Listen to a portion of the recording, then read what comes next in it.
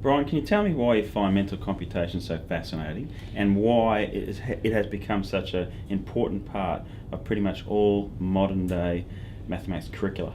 Well, to me, James, it's so important because that's what I think numeracy is. You'll find lots of definitions about numeracy around the world, but most of the ones I've seen seem to agree on two things, and that is, first of all, numeracy is recognising mathematics in the real world, and secondly, using mathematics to solve real world problems. In other words, practical situations, using it to solve problems in the real world.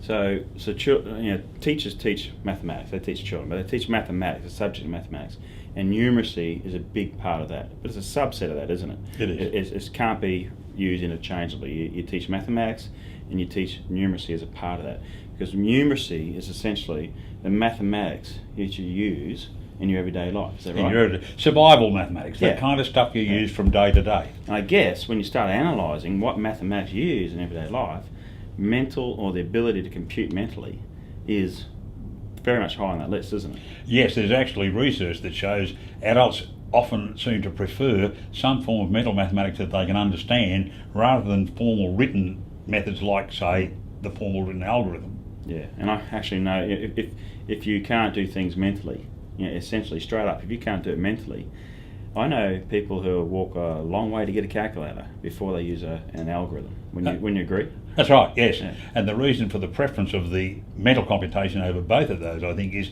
it makes sense. I like to do it the way I can understand. I will fall back on an algorithm or a calculator if necessary, but I like to use my brain because I know how